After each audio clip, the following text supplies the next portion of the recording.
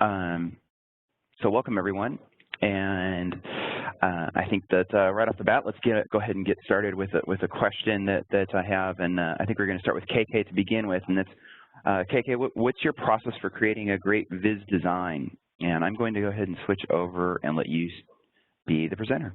So there you go, KK. There you go. I'm not supposed to be here, right? There you go. Thanks, Patrick. Good morning, good afternoon, and good evening, everyone. The objective of this presentation, we're talking about Viz aesthetics and how to entertain, engage, and empower, right? As a data analyst or a data visualization expert, if we just create a report or create a Viz and give it to our users, we are not really justifying. We want them to, entertain through our Vizes, engage them, and by what I mean by that is to kind of have the dialogue between the Viz and the user and the builder, and then eventually empower them. To get to that, I like to select the types of the Vizes, right? Before we get to what kind of Viz I want to use, we need to really start at the objective or the context. This is one of the biggest challenges most of us have, is to understand what the user wants. And coming from a technology background, we always think like we know what the user wants, but hone it down on the requirements, right? As Jonathan Drummey always says, that write it down on a piece of paper, like in 2 sentences, what exactly the user wants. This will give you a very good idea and knowledge about, what we need for that Viz. And then understand your audience. This will tell us how detailed we need to build our Viz.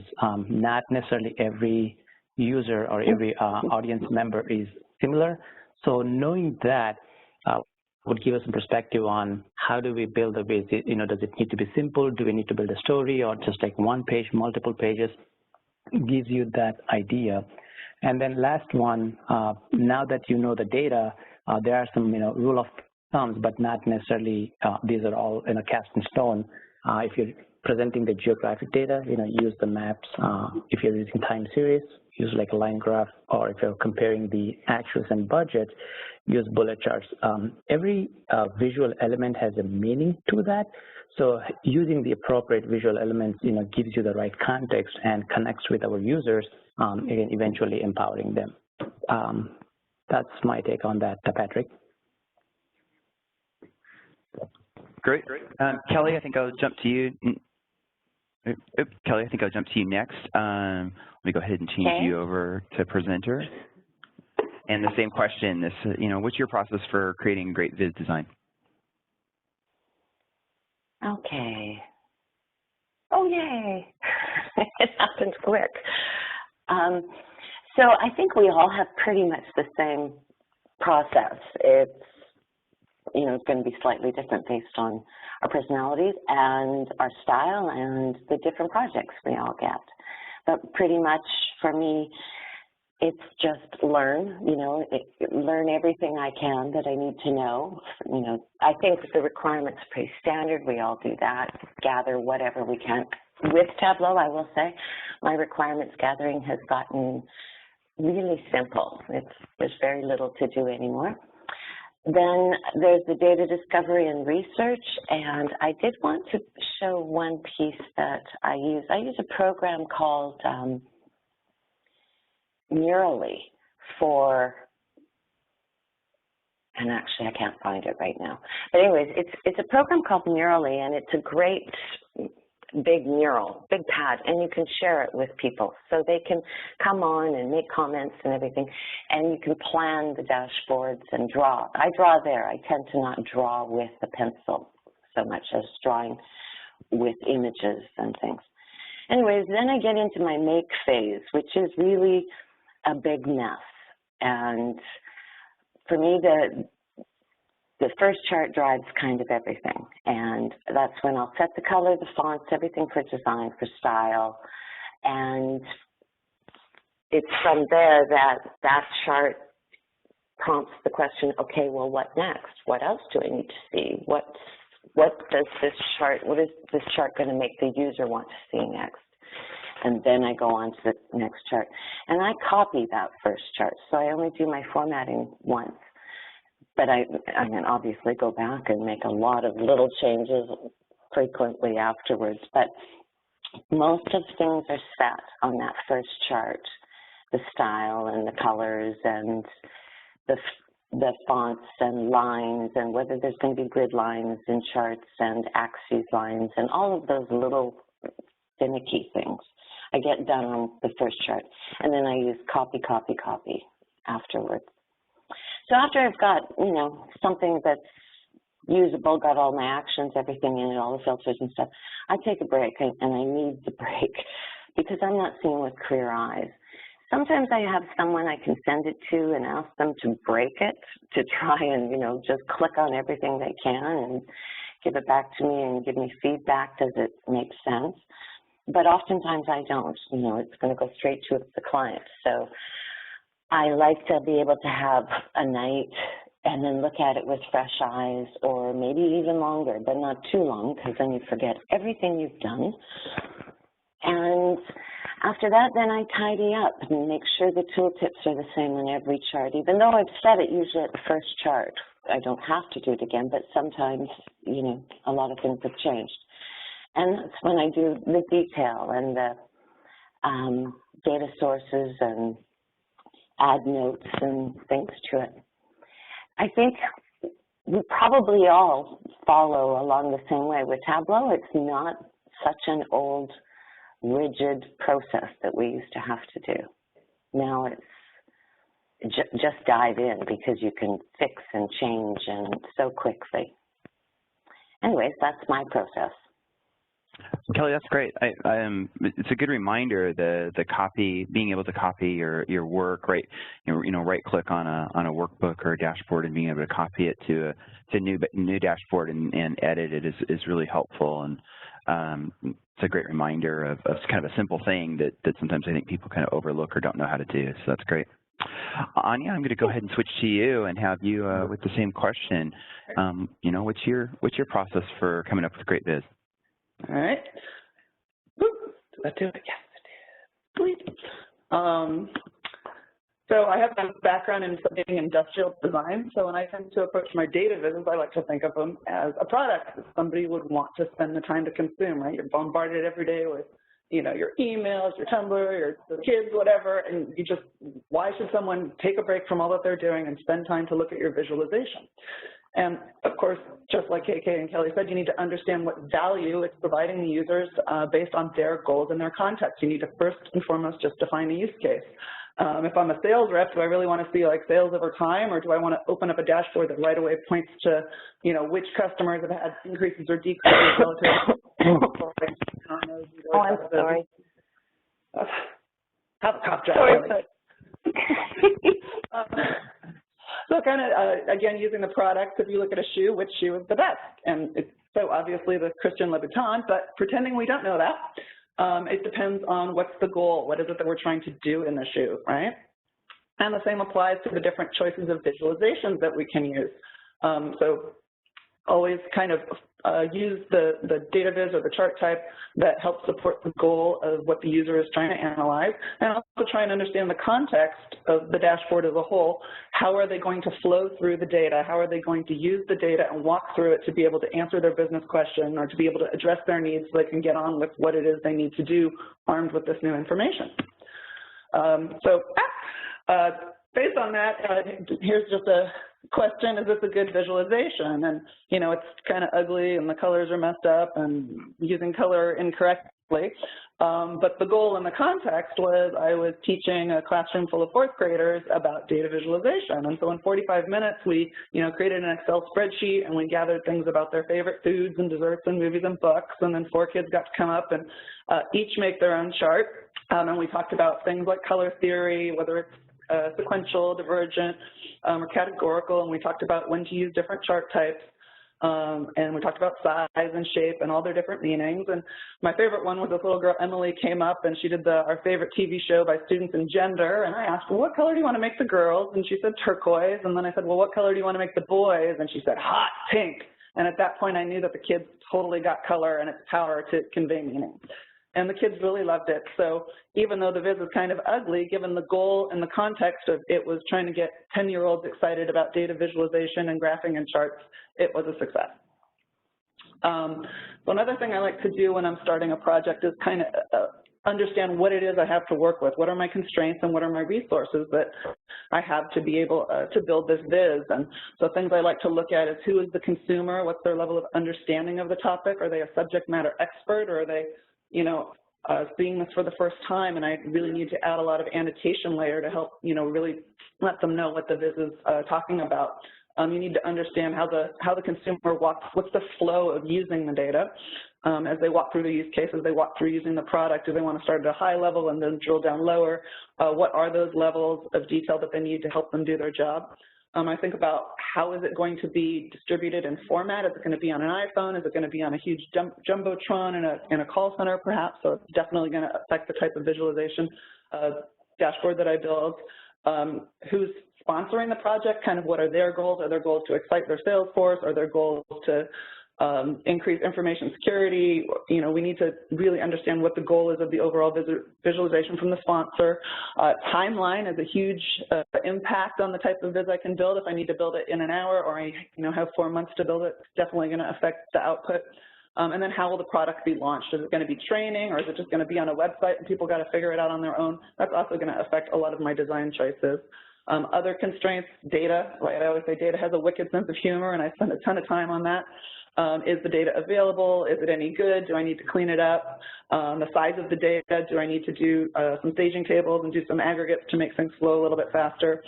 And then also you have your constraints of you as a designer, and I highlighted it in hot pink because that's usually the one that you have the most influence over, right? We can't necessarily control our customers or the data, but we can control our skill set. We can control what other tools we bring to the table in order to make our designs more effective. Yay, you, designer, you rock. So the next thing I do, much like Kelly and KK, is just do rapid prototyping, play with the data, just generate view after view after view and try and see what pops. What's the story that the data is trying to tell? So here's an example that I did where I was looking at the product safety data, and this was on fireworks, and I mean just right away the fireworks on 4th of July popped out. That was my story. Like Kelly said, base it off of that one viz and everything else follows. So after iteration after iteration, I came up with, the fireworks. I wanted to benchmark that against other holidays. And then, of course, people might be curious as to who's being injured by gender, age, and different body parts. So then in my, iterations, I thought, well, I want to pop out the gore. I want to pop out, what people are blowing up when they blow up themselves with fireworks.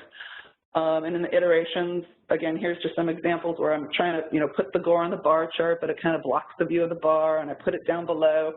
I put it off to the side. I really, really, really wanted to have bloody body parts in this viz, but in the end, I didn't think it added to the story of the data, so I ended up removing it because the story really, really just was that spike on the 4th of July on the number of injuries. The next kind of step that I do, I like to go out and just get inspiration from other vizzes. Look, if I'm building something for information security, it's going to be DEFCON 4. If I'm, building something for little kids, it probably will be a little bit more Hello Kitty, pink and fluffy. So here's just an example of inspiration that I got. I did a viz on this stair steps of San Francisco for the Fight for Air Climb, and so just, things that inspired me. San Francisco is super quirky, so I kind of wanted to make it along those lines, and I really love this David Eggers poster about the Giants 2010 World Series.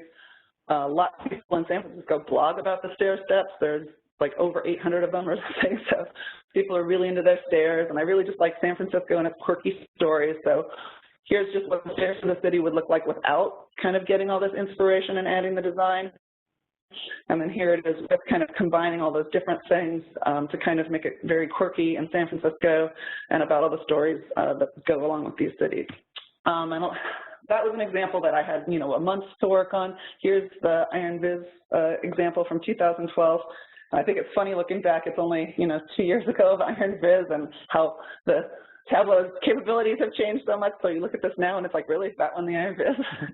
But if you look at it, this was on stage in 20 minutes, building it from scratch and just kind of showing that even with a time constraint, little teeny design elements really can help make a viz pop and really help it tell more of a story with the data.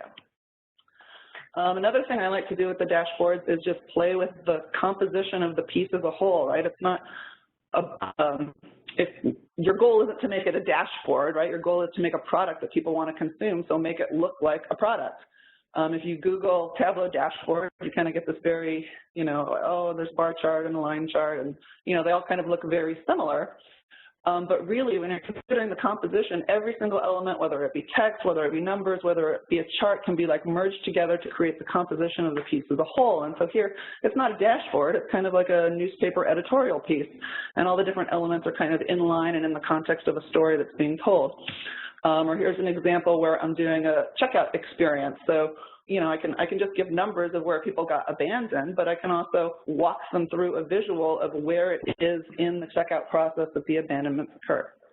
And I did not buy the Valentino purse, but I did buy the cookie jar version knockoff. Here's another example of just, you know, you can throw things into hand-drawn elements. So here's just, you know, I took a white piece of paper and a Sharpie and drew a hokey little remote control. This was kind of going for a Shel Silverstein kind of look and feel. And again, the quick filters are just pasted inside that little Sharpie drawing, right? Things can go anywhere. They're just points on a screen, and you can move them about any way that you want. And here's just another example of, you know, trying to make it look kind of like a Keith Haring poster. And this is where I was looking at people that tweeted about love on Valentine's Day. My next step in my process is to develop a working prototype.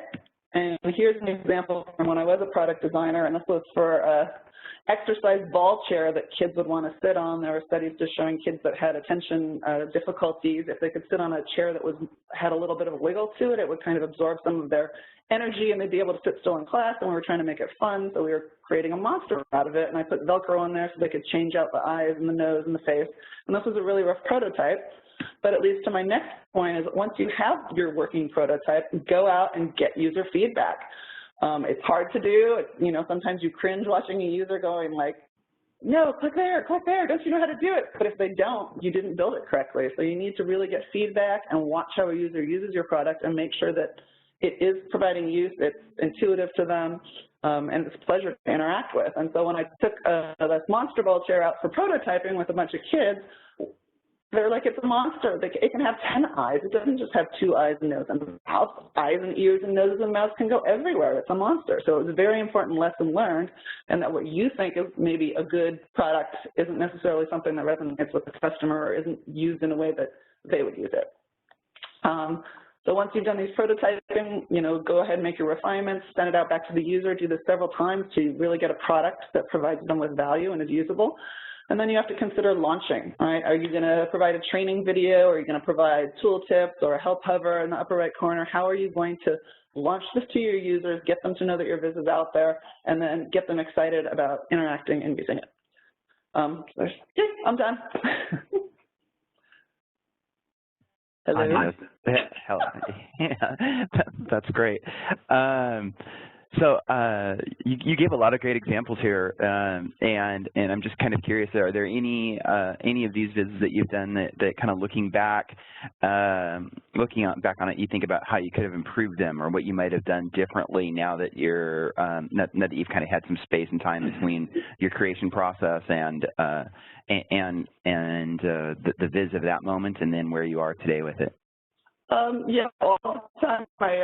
You know, I think the hardest part is looking back on the time capsule and just seeing where tech was back then or what the capabilities of Tableau was then versus now. And I try to not go back and redo things because I like it being kind of the zeitgeist of the time and how it was created.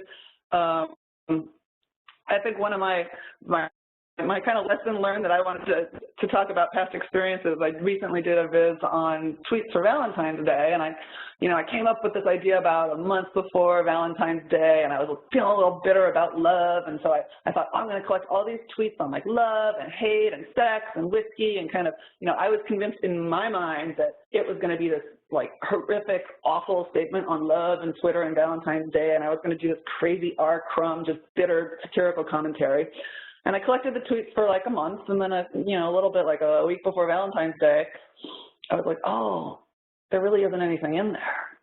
And so I called Twitter, and they got a fire hose for me, and we collected all the tweets between before Valentine's Day and after Valentine's Day, and I was still convinced there was going to be a story. and I think about all these different layouts and possibilities, and I get the data, and there's just nothing, right? The tweets are for like Intel and Love HQ, and they're all just really, really boring.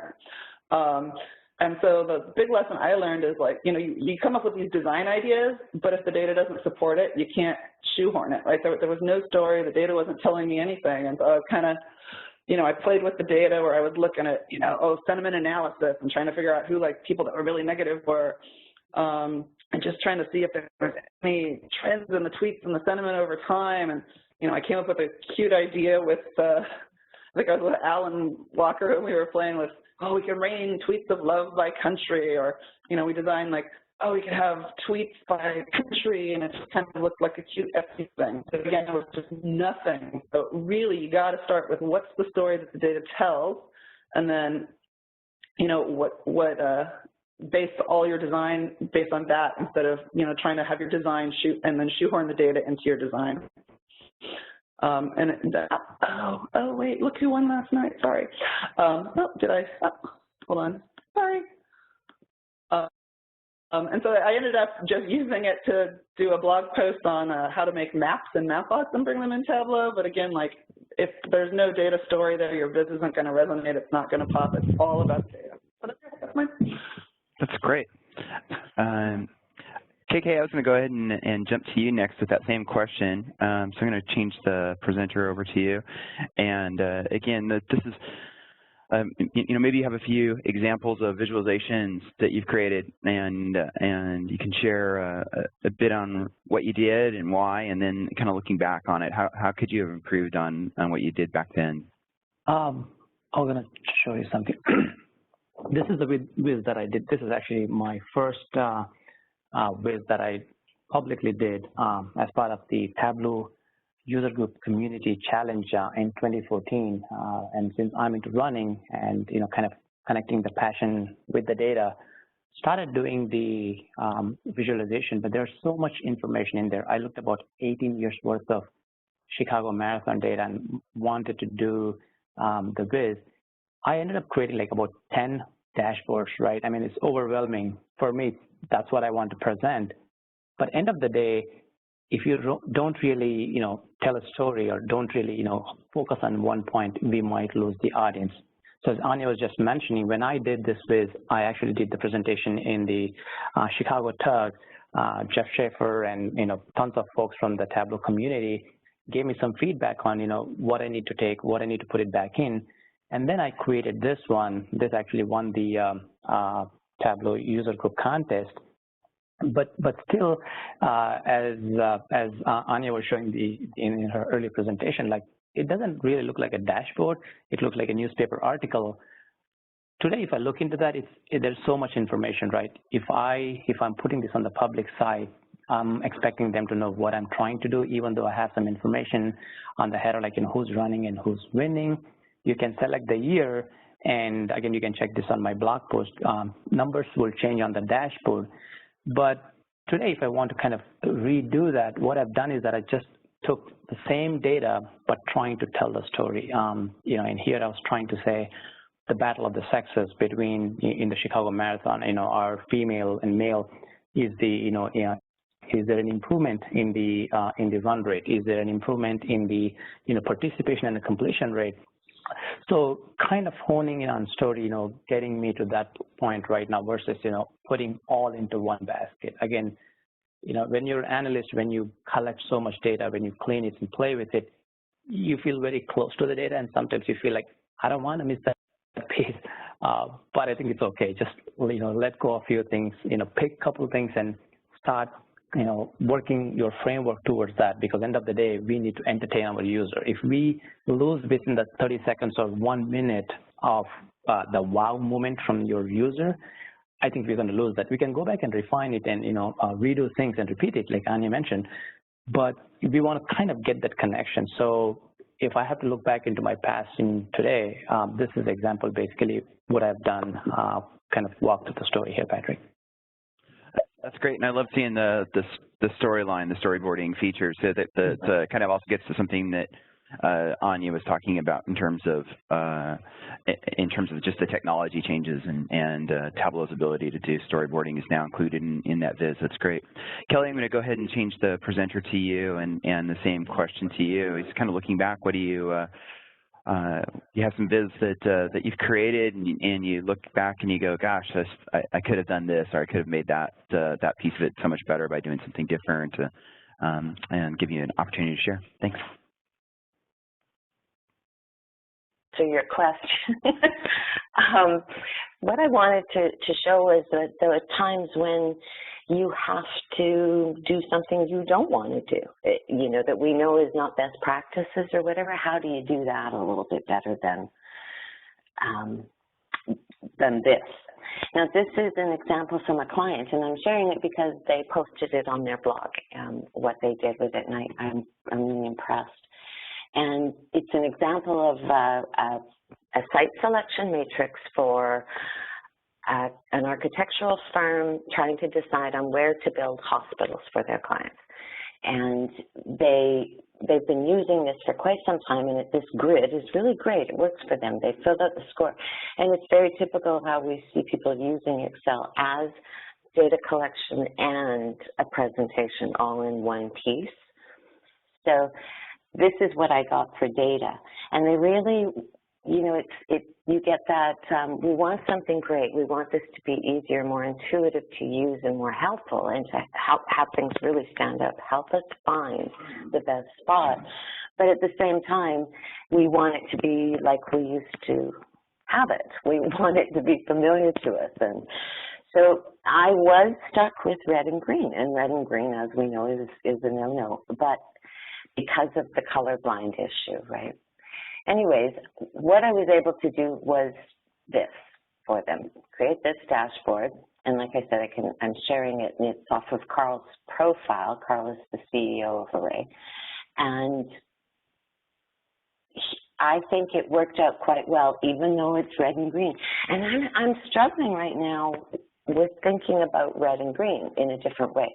Is red and green bad because of we know that it doesn't work for color blindness, or is red and green bad because these two colors should not be together?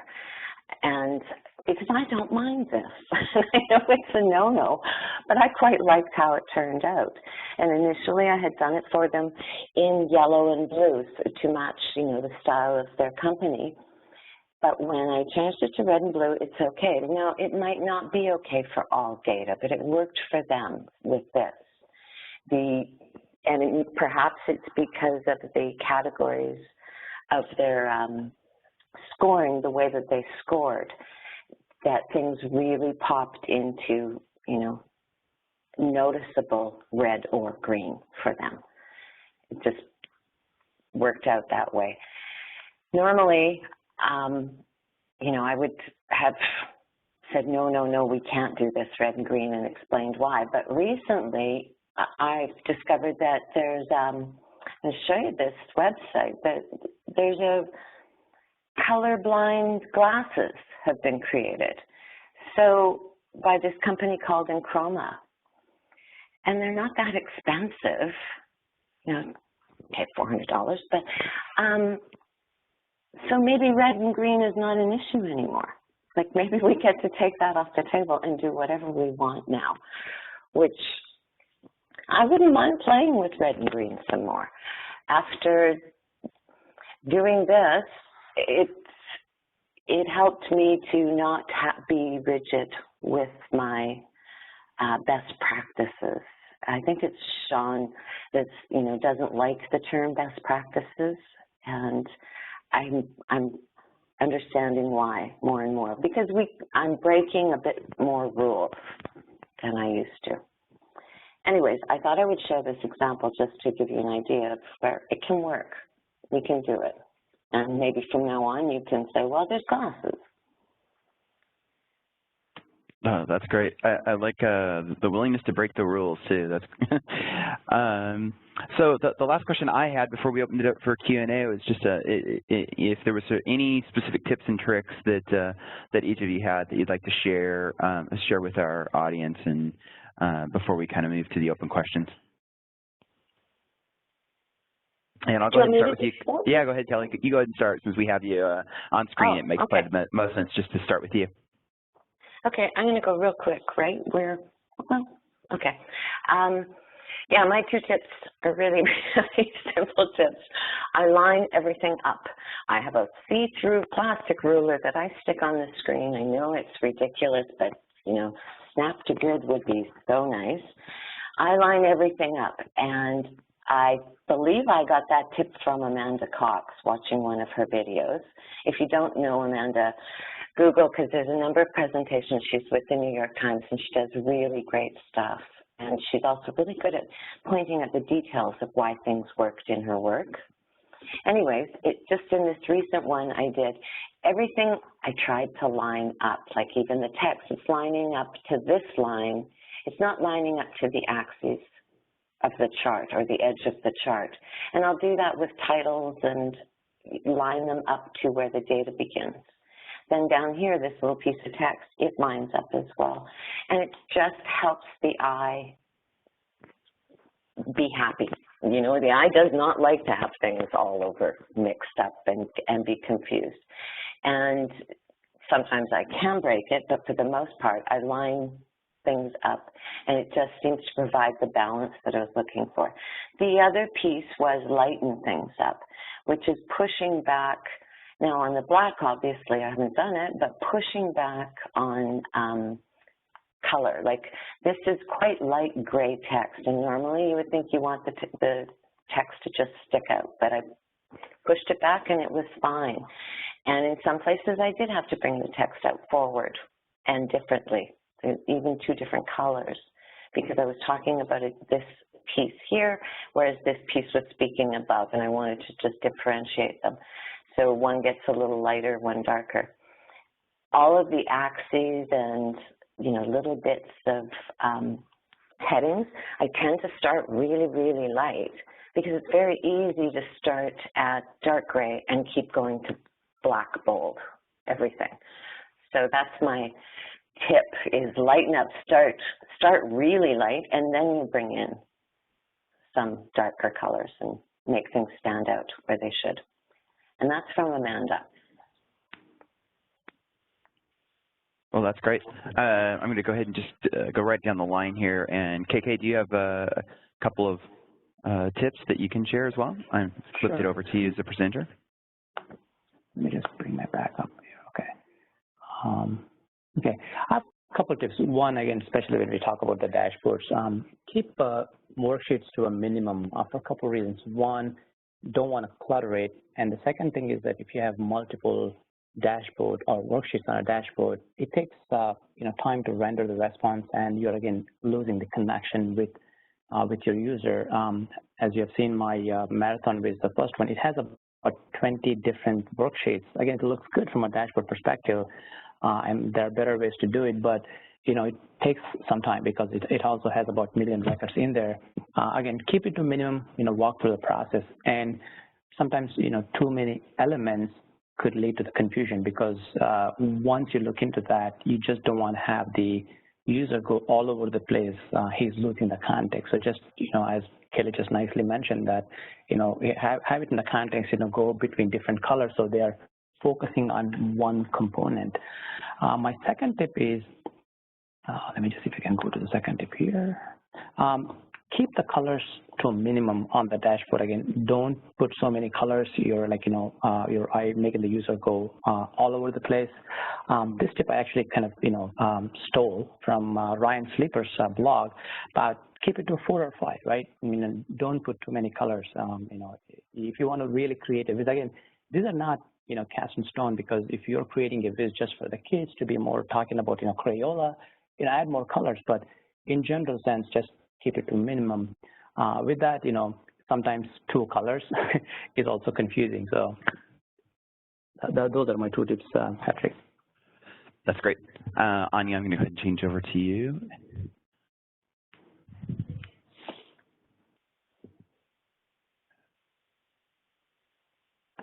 I'm trying to unmute you. There you go. Oops. There you go, Anya. Woo! my first tip is to try and add a little emotion wherever you can to your design. When I was studying product design, I did a research project on why people are really into certain kitchen objects. I'd read an article about someone that beat his mother almost to death with a cast iron skillet because she cleaned it using soap. And well, that's not good. I don't want people to feel that passionate about our biz products. When I did this study, people were really into their knives because it gave them power, and they were really into cast iron skillets because it's the whole nurturing thing, right? You got to season it, and it takes years to get your skillet perfect, and so it's, it's their precious, it's their baby. So I want people to feel that way about my data vizzes, and so I just have an example of some vizzes that were all based on pretty much the same data. One was just this one was from Ben Jones, who's, head of Tableau Public. Yay, Ben! And, he was talking about different fatalities based on guns, and it's very kind of editorial. He's got a little bit of emotion there, popping it out with the red. And then just to get a little bit more emotional, this was done by Jerome. He was a Tableau user, now he's a D3 guy, but here he's, it's the same kind of data set, and here he's just, you just feel like guns are shooting, popping it out. So it's, another level of emotion, adding this kind of drama to it. And then to take it even further is, the periscopic piece where they really add in the level of emotion about the tragedy of the loss and the tragedy of gun deaths. And if you haven't seen this one, it's a really phenomenal, impactful piece. And it talks, just about people that died, and they use statistics to project, based on their demographics, how potentially long they could have lived. And so again, it's just up in the level of the emotion, and it really just helps, pop out the data and tell the story, and make it more exciting and more interesting, and something that users will want to engage with and interact with. So that's my first tip. And then my second one is, I get so annoyed formatting things, right-click, format, and then doing things. So one of the things I like to use is just open up, you can't do a package workbook, just a regular workbook. You open it up in your favorite text editor, and this is Sublime Text on the Mac, or I use Notepad++ if I'm on a PC. And you can just go ahead and swap things out, do find and replace on your whole workbook at once, and you could just, Visa, their font used to be Arial, and they switched it. So if I just want to change the font in the entire workbook, just go ahead and, search for this and replace it with whatever your new font is, save your workbook, reopen it, and everything will be changed. And there's all kinds of stuff in there you can play with. You can redo all your quick filters at once. You can change all your field labels to be hot pink, or you can turn off the little tooltip buttons. There's, just go into the text editor, find stuff that looks interesting, replace it with what you want it to do, save the workbook, and go. It's so much easier than right-clicking and format and da-da-da. Anyhow, that was my second tip. That's great. It's a good reminder to make sure you do a backup before you start messing around in here and becoming a hacker like Anya. So, but it's great to see people in there playing around with the XML it's actually in the file. So it's wonderful. So at this time, I think we should go ahead and open it up for questions to the audience. And if you have any questions, go ahead and please just send your questions to all attendees and using the chat panel, and our panelists can see your questions, and we'll start answering. So it looks like we got one right off the bat, guys. How does your approach change when you're working on data that's updated regularly versus working with data that's static?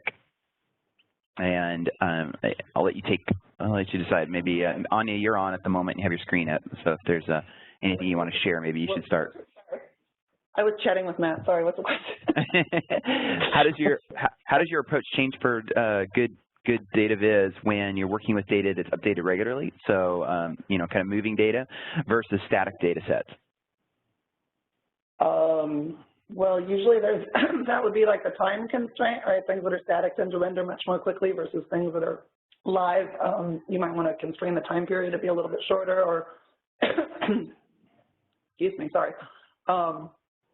Really thinking about that use case and the flow. Oftentimes I do start with static data and then drill into the live data just because of that time lag. And I mean, if the user has to wait more than a couple seconds, they're getting really angry. So I guess that's my answer. Okay. Kelly, or KK, you're on. Go ahead. Yeah, I was just saying that, recently I did a visit work. This is basically looking at the trouble tickets that we have. Initially, when you build it, you think from a data on a static perspective, but since you're expecting the data to grow regularly, either it's a timeline or vertically on some sort of categorical information, try to leave some room because with the trouble ticketing, when I built that, I used to show them on a monthly basis or on a weekly basis. After a year, it started squishing, into the same ways.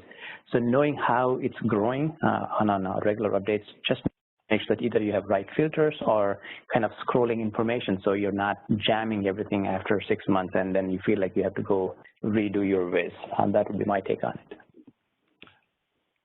Kelly? Yeah, I exactly what KK was saying. Most of the stuff that I do for clients, it's going to be updated either weekly or monthly. So I have to know how big is it going to be, and we have to decide, are we going to put a filter on it that only pulls in 13 full months or 2 full years, or, on a regular basis so that it doesn't get affected. And yeah, it's just something you do, at the beginning. You really need to keep it in mind at the beginning. Anya, there was a question that came up. It looks like a couple of questions. People are a little curious about seeing how you got to the XML that's in here. Do you want to just show maybe from the start how you go about opening up a file and making a small change? Let's see. Oh, here we go. So you just have a Tableau workbook, and you open it with, and you would pick like a text editor, like Sublime Text because I'm on a Mac, or you might use, I use Notepad++ if I'm on a PC. But basically, you just open up the workbook in the text editor instead of using Tableau. And then you can just start finding and replacing and doing what you need to do. And then save it and reopen it in Tableau. Just make sure you save it with the workbook extension. So yeah, the workbook is just an XML file. You can open it up. You can do just have fun, play, hunt around the XML. You'll see all kinds of great things that you can do. Coming from the support world here at Tableau, just remember that they're kind of often to hacker there. So again, it is unsupported, but it is. So just make your backup first, and that really gives you the ability to play around and try things out. So that's a great tip. Any other questions? I don't see any other questions standing out there at the moment. Go ahead. Does anyone else have anything to go ahead and put up? Where do you find the time? Where do you find the time to be so creative? I guess that's just kind of making the time for it, unless anyone else has a different answer to that. Late night, open a bottle of wine, get crazy. Yeah. or maybe two. I know we've had a few panelists on them before, a few folks on them before, talking also in terms of just how they draw things out. So you guys had mentioned that, kind of even just getting away from the PC and drawing things out is a great thing. Okay. Tracy, do you want to? Bottle of wine. What? Yes. Tracy, you unmute yourself. Go ahead, and you said there's a question, but I don't see it. I'm sorry. So Matt Lee and David Shea have questions. Oh yeah. So Matt Lee asked, what fonts do you like to use in your vizzes? Well, I know Anya, being very Mac and design focused, you're really great at going and getting some amazing stuff, and then you make them images, right, and use them. Yeah. I tend to stick to the basic, Windows ones. Because I don't often know how people are going to use it, if they are going to post it, and are they going to post it on Google, or are they going to post it on Mac, or, it depends. So I tend to leave everything in the basic 10 fonts. On my blog, there's a blog post. I did, that took some data that somebody had done of the fonts that combine well, of the basic fonts that will render the same all over the place. And that's why, keep it really simple. Anyways, so it's kind of helpful to see which ones work easy. And you can count on how they'll come up. But yeah, my fonts are pretty simple. I keep them really, really simple. I'm not very good at fonts. Yeah, I tend to use very basic fonts just because you don't know what web browser people are using and how it will render, and Tableau doesn't necessarily support all of them. But like Kelly said, I love the font. It's a website. You can just search by, any, heavy metal or whatever you want to search for, and it'll come up with a ton of fonts that match it. I'll use those for headers and just, make PNG files and put them in for the headers, but then I try and match it up with the basic font for the details, because also for, usability and being able to read it, the basic fonts are just better. Just something like Open Sans is just easy to read, it's accessible. Crazy fonts really should only be used for titles and if you're doing wacky stuff, but for the most part, it's not really needed to go crazy with fonts. Anya, you said you use a PNG file, so you actually take your text in your fonts and then put it into a program like Word or something, and then make that into a PNG or into an image that you. Like Photoshop or Illustrator. So once I have the dashboard the way I like it, I'll just do a screen capture of it, bring it into Photoshop, put on top of the viz the labels using the creative font that I want, the way that I want it, and export just that label part as a PNG, and then import it into the Tableau workbook. And for that, creating the images, what I do is that I don't have any photographic software, but I use PowerPoint. It's great. You can do whatever you want to do, and you can save the selection as an image, use that. So it's a cheap way of getting things done, but it's pretty clear too. You can use GIMP. It's an open source kind of Photoshop. That's what I use. Mm-hmm. Okay, great. And Tracy, can you help me with a question? What was the next question in your list? I think there was someone else who had a previous question before we get into the ones that are at the bottom of the list.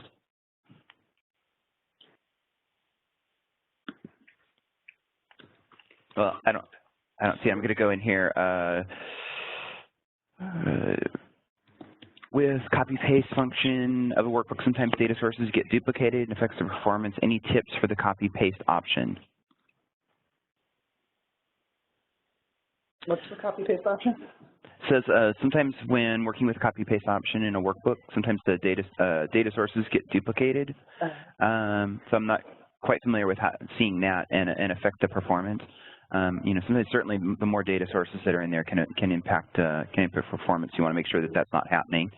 But is that something you ever run into? Maybe they're referring to where you copy in another worksheet from another workbook. And then you'll be bringing in, and it may be the same data source or whatever, and then, because I've done that a number of times, you replace it, but you have to be careful because one of your data sources may have more calculations that you want to keep than the other, so then it's replace data source. Yep. If that's the question, I'm not quite sure. Yeah, I think that sounds right. So just be aware of the replace data source functionality, and replace your data source and try and get it down to the original, just one data source, if possible, instead of connecting to the same data source multiple times. So that sounds right. Then there's wouldn't it be great if you could filter the font list within Tableau to show public safe ones? I think that kind of gets at some of the things that you guys have been talking about in terms of keeping it simple, and I think that also goes to Tableau public only supporting a certain set of fonts out there. So. Anything else special about that? Or any comments? It would be great if we had a drop down that identified them. That would be handy, yeah. Yeah. You just had, if you could just have every font, right? Mm-hmm. Embed your tutorial. I just want to, Why can't we have every font? Tableau, sorry. It's not just Tableau, like it is everything, right? It's annoying for other programs too. Yeah. Well, especially if you have a corporate font and then you can't publish it to server and then you can't have the corporate font. Yeah. How do you handle variable amounts of data with these highly formatted dashboards? Rely upon aggregation or have other unique solutions to paginate more detailed data? Do you have examples of traditional drill through or drill up and down type scenarios that you've done in visualizations? And if somebody wants me to switch to their screen, I'd be glad to do that too. Sorry, go KK. Sorry, I don't have a screen. This was done at my previous work. To answer that question, I think starting with the aggregation is the best way, because we did some sort of a survey analytics. One thing was to kind of show at the aggregate level how the surveys are conducted and what the data you want to kind of present to the user.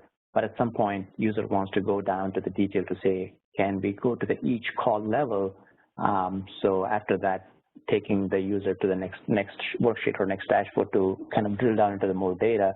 The more and more data you show on a page, you're kind of losing, in my opinion, you will lose the context because you don't want to show 3,000, 4,000 lines, right? But if you want to kind of categorize that, help them drill down, it would really help and hone the problem.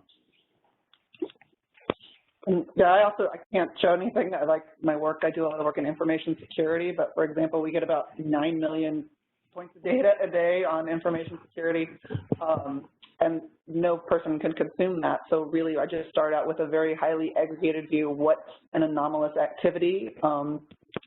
Then, just render only those anomalous activities, and then if an investigator wants to click in on it, then it will start going to the next level and the next level and the next level of detail, who are the users engaged in this activity, down to, every single IP ping that they made, right? So you really need to, what's the use case? Again, just pop out what the story is, what the person needs to know to get their job done from the viz, and then add slowly layer upon layer into lower levels of detail based on different data connections.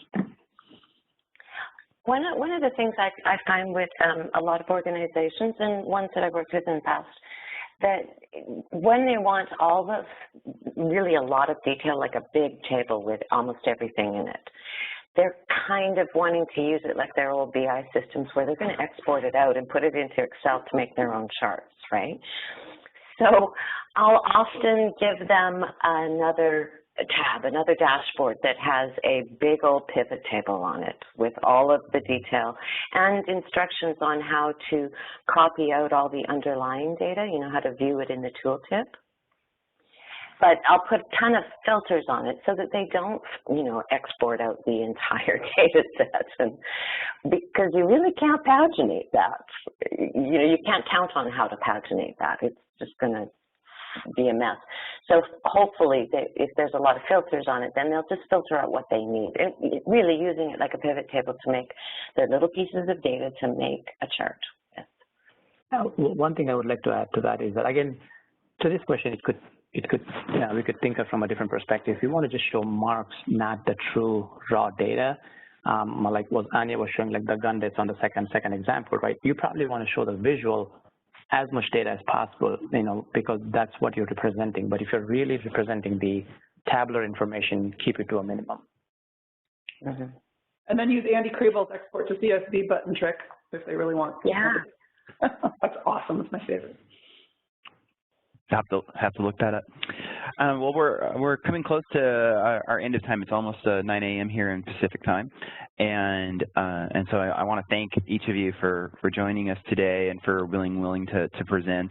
I see Sean lurking in the shadows, and I think it was his idea to go ahead and get this together, and so I thank him as well just for his great idea. And is there any last words, guys, before we go ahead and call it an end? And KK? What I would go ahead, Anya. No, go. A couple times what I've done is that when I created a viz, and in my mind I'm thinking that doesn't seem right. Before you go present to your community or your friends, I just call my daughters and say, hey, what do you think of this, right? And the look on their face kind of tells me it's a good or bad. So just use your resources that you have just to get that initial impression from them to say this is a good viz or a bad viz before you start presenting it. So that'll be one thing I'll take it on that. Kelly? I'd say push yourself out of your comfort zone. To try and do something really wacky. You just go crazy. When you see something wild out there that's on the web that's really neat, try it with your business data. You don't have to show it to anybody, but play. Push yourself to play. I know who wants to do data analysis on their lunch, but sometimes that's fun. And then you may not use it and you may not show it to anyone, but it just help to push yourself a little bit. And Anya? I think for my own, for my non-work, for my more Tableau public play things, just pick a topic that interests you, right? If you feel passionate about it, you're going to be a lot more motivated to really get out there and tell the story. And then also just push the boundaries. Like when I did the Stairs of the City, I wanted a crazy hand-drawn looking map. I ended up having to build my own, Amazon web server and spin up my own map server and learn how to use QGIS and learn how to import shapefiles. So just pushing yourself leads you to explore new things. And, all of a sudden now I'm open to playing with geospatial data, which I'd never done before. So being passionate about it and really just wanting to be able to get that look and feel leads you to learn new technology and leads you, opens you up to tons of new possibilities. Oh, that's awesome. Well, again, thank you everyone for coming today. I urge our audience to, if there's something that came by quickly, I know these can these presentations go by sort of fast. That's why we record them. Feel free to come back and watch this over and over and learn from it. And thank you everyone for coming today. It's been a great presentation. Let me just say one thing. Next month we have another Think Data Thursday on tap planned for May 21st. I'll be getting the invitations up for that later today as well. With that presentation, it's going to be titled LOD of the Rings, and it has that sort of theme to it, and it's going to be focusing in on the complex questions of related to working with LODs. Let me go ahead and read a little blurb I have on this. Does ever have complex questions and gotten frustrated with complex solutions that require data blending or lots of computed sets? Ever just give up because it would take a wizard to untangle multiple layers of table calcs? Well, Tableau 9.0 brings a whole new paradigm to solve complex problems with level of detail calcs. These calcs are much easier and more intuitive than previous alternatives. So go ahead, and our panelists for that session is going to be, two of our Zen masters, Craig Bloodworth and Joshua Milligan, and then Tableau's own program manager, Bora Baran. And then lurking in the shadows, Bethany Lyons is going to be on as well to help answer questions and be a part of that. So it should be a great presentation, an opportunity for people to learn about LOD calcs, a new feature in Tableau 9.0, and learn how to kind of get the most out of those. So that'll be an exciting event as well. And with that, I'm going to go ahead and close things up. Again, thank you everyone, and take care. Thank you. Patrick. Bye. Bye-bye.